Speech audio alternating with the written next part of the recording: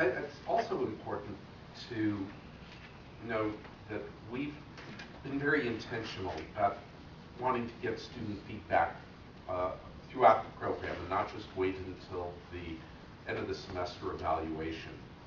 So we've created something within Blackboard that we call an HIT zone.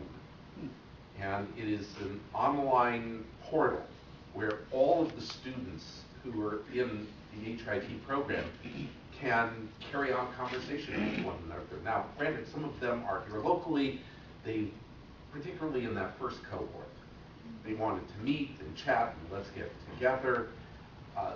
It is unmoderated, but when things begin to bubble up to the surface, we've had at least 2 instances now, 2 of the 3 cohorts come and talk with Dr. Burke and me about issues that they have with the program, about things in general, about specific instructors.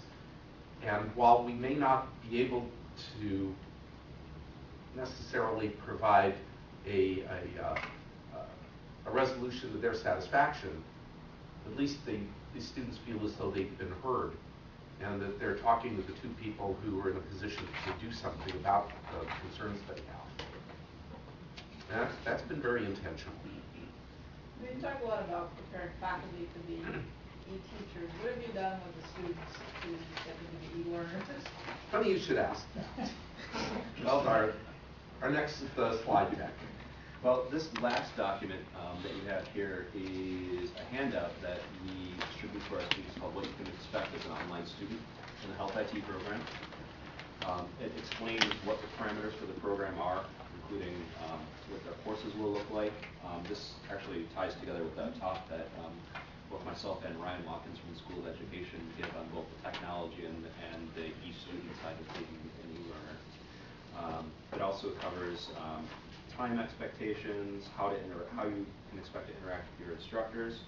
And this document actually maps directly back to that teaching rubric that we have. So this is all the student-centric information from the teaching rubric. So all of our program expectations are there for the faculty, but also there for the students. So everyone has the same information, the same expectations. And I will tell you that doing that live chat session, the Illuminate session, or whatever we're going to call it in the new version of Blackboard 9.1,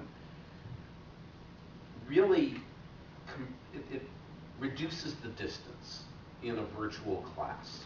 When I can sit in my office and I set up my little video cam and students can see me and see my dogs, and we can just have a conversation about things that matter to the students at that time.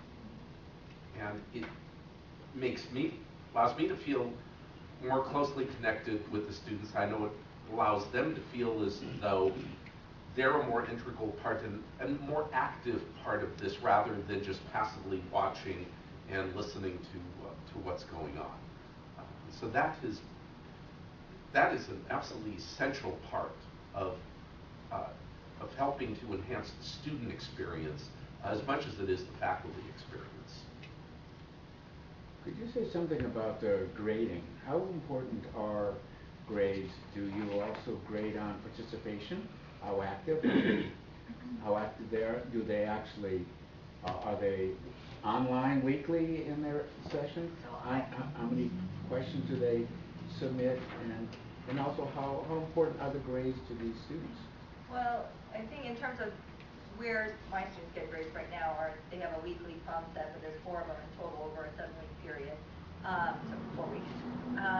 They have some elements that's coming from the discussion board where there is a very defined rubric I have defined for myself to figure out the best way to be fair about grading discussion board discussions, where I count both how often they're responding based on criteria I set out at the beginning, in addition to the quality of the posting.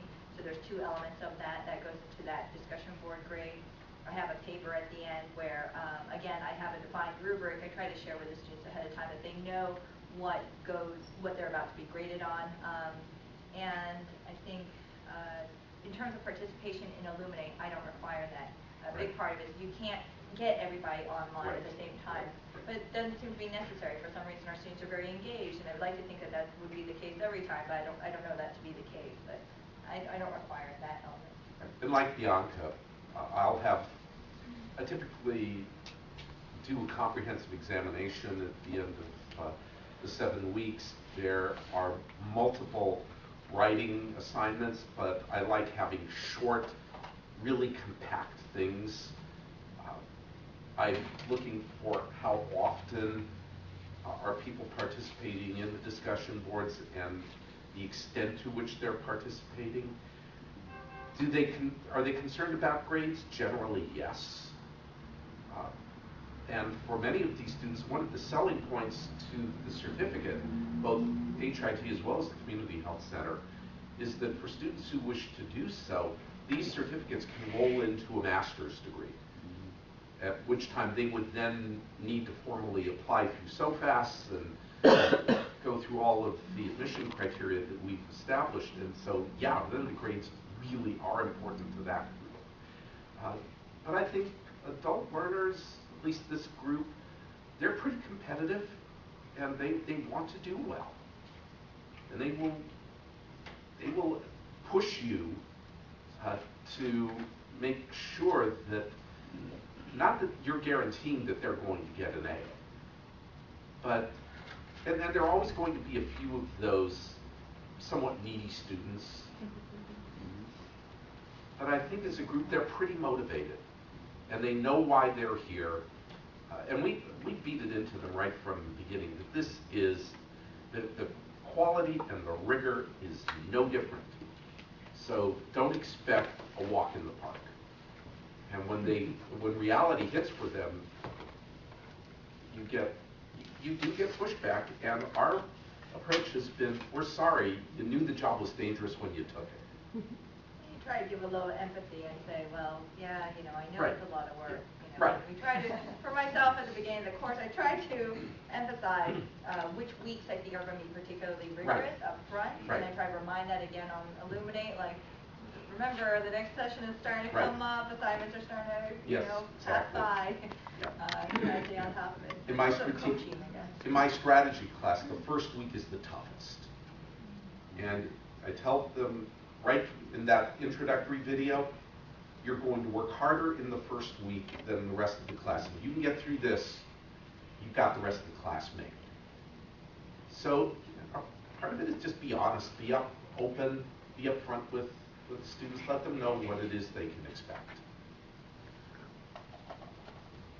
What else do we want to say about being a good online student, or what do you want to know? What haven't we answered? I would encourage all of you to do this. Really would, yeah.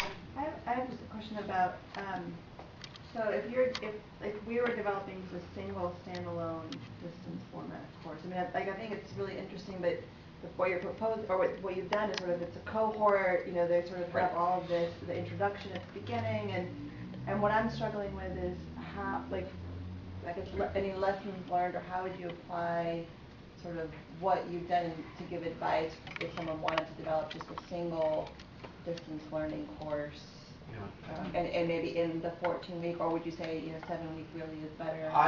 In fact, what we are doing is we're rethinking the 7-week format, and 7 weeks may not be enough. And one of the things we are seriously considering is for online courses rolling forward is to teach them in 10-week sessions. The 14 weeks is probably a little too long. 7 is way too short. And you've got 10 weeks. We're going to try it.